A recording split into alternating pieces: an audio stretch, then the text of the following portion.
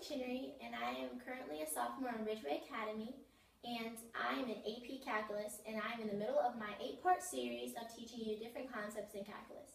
My first 2 videos were teaching you how to memorize and use a unit circle, and my last video was on the basics of derivatives. So now I'll be teaching you the application of derivatives to find acceleration.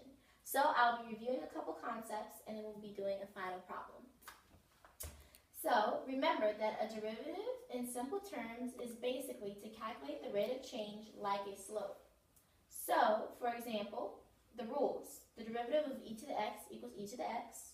The derivative of ln of x equals 1 over x. And the derivative of a constant equals 0. So, for example, like the derivative of 1 equals 0 because there's no rate of change in that. And the formula for a derivative is n times x to the n minus 1.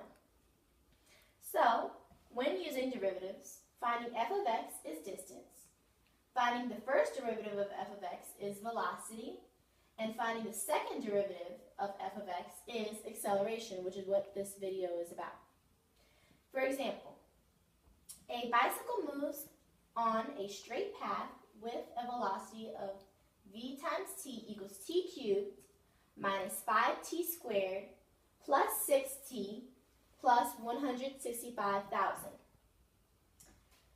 where t is time in seconds and v is in kilometers per second. Find the acceleration of the bicycle when t equals 0, t equals 0.5, and t equals 2.75. So remember that the formula for this problem is n times x to the n minus 1. So I will be rewriting the problem up here, and then we will solve it.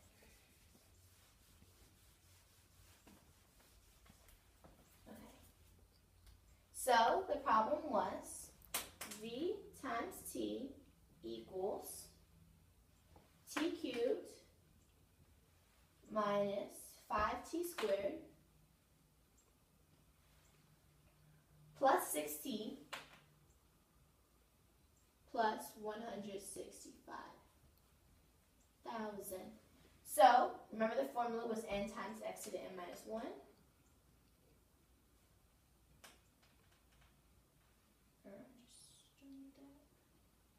N times x to the n minus 1.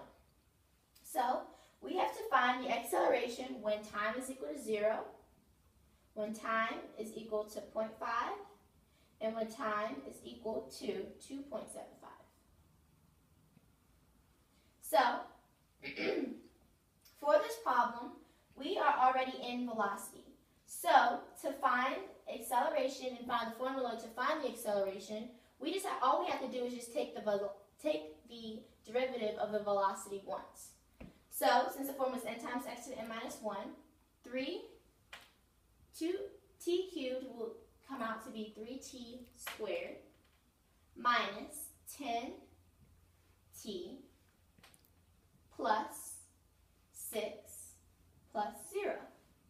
So, because 3t squared, you bring the 3 to the front, and then 3 minus 1 equals 2.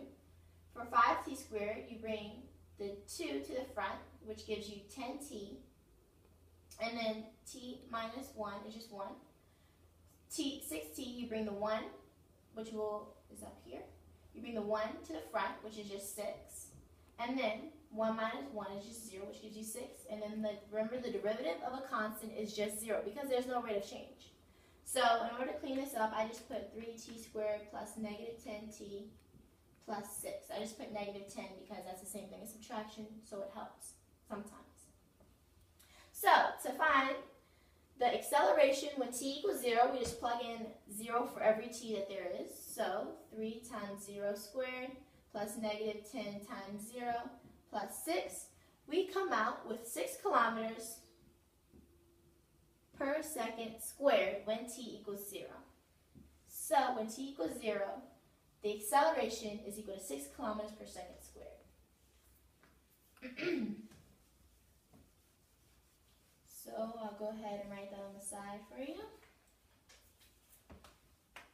6 kilometers per second squared. So to find the acceleration when t equals 0.5, we just plug in 0.5 for every t in the equation. 3 times 0.5 squared plus negative 10 times 0.5 plus 6.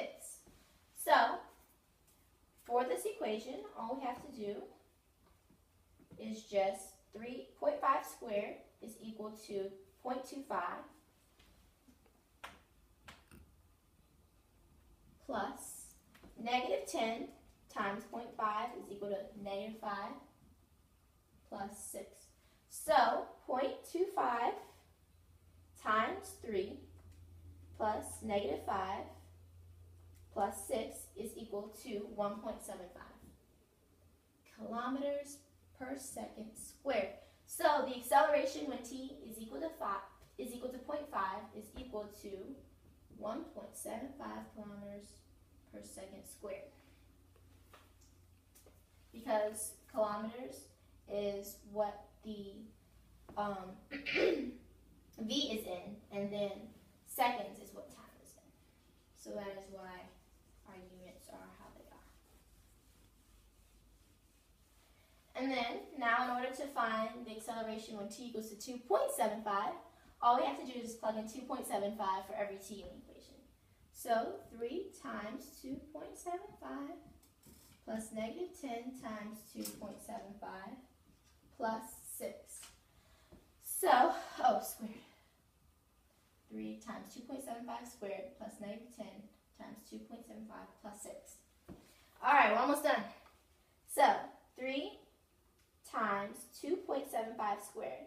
And 2.75 squared is equal to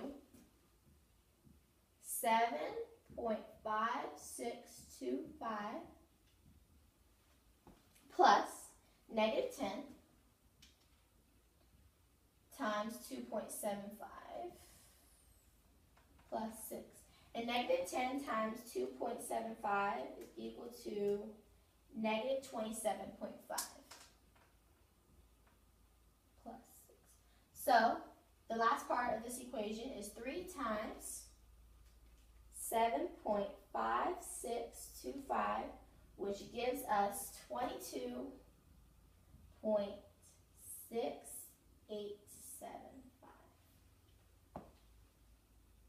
So 22.6875 plus negative 27.5 plus 6 gives us a final answer of 1.1875 kilometers per second squared. So when t is equal to 2.75, we get 1.1875 kilometers per second squared. Okay, so to sum up everything, when t is equal to 0, the acceleration is equal to 6 kilometers per second squared. When t is equal to 0.5, the final acceleration is 1.75 kilometers per second squared. And when t equals to 2.75, the acceleration is equal to 1.1875 kilometers per second squared. And that is how you apply derivatives to find acceleration. Thank you.